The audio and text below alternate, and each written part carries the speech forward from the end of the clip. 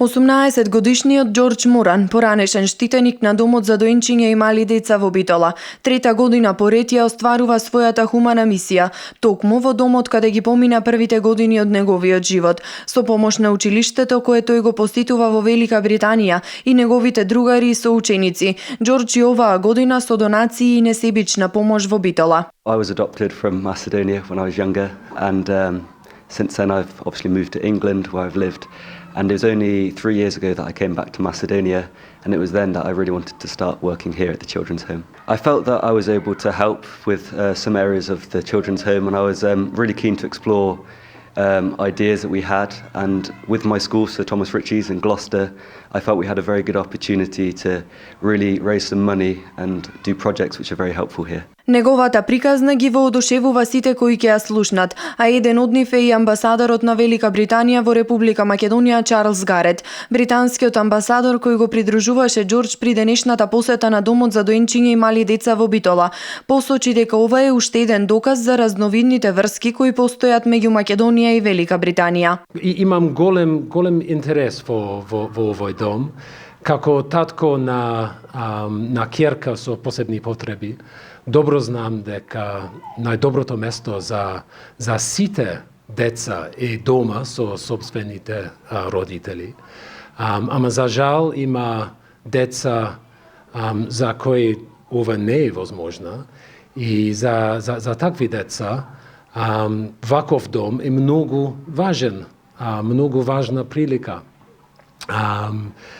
Џорџ Моран е млад англичанец кој се роди тука во Македонија и живееше тука во домот за 3 години. Да. Речи си 3 години, 2-3 години.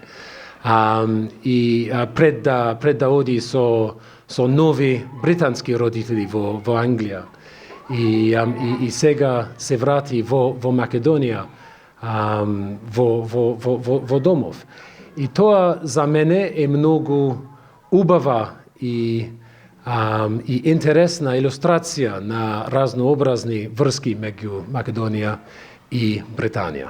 Значајно е неговото присуство тука во домот, бидејќи Џорџ и неговите другари помагаат на повеќе начини, а не само материјално, вели директорката Наташа Лазаровска-Младеновска, посочувајќи дека младите луѓе треба да го следат овој пример. Соработката е исклучителна не само од аспект на материјалната добробит за институцијата, туку и од аспект на искреноста, од аспектот на чувствата кои што се внесуваат во овој процес.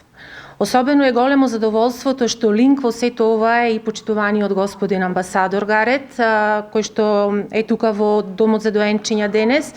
Уште повеќе што сега слушнав дека неговата мотивација исто така е многу искрено заснована и ќе се согласам дека сите ние треба да работиме во делот на што посилна индивидуална поддршка на децата.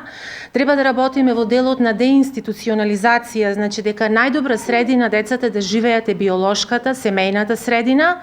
Меѓутоа, ако за жал постојат силни причини заради кои тие не може да бидат во нивните биолошки семејства, тогаш ние институциите кои што работиме во социјалната заштита треба да дадеме се од себе овој простор, овој дом да ми го направиме што пофамилиарен и потопол и поблизок за нив. Заклучокот едногласен. Оваа мисија ќе продолжи и во иднина со поттик уште повеќе да се продлабочува.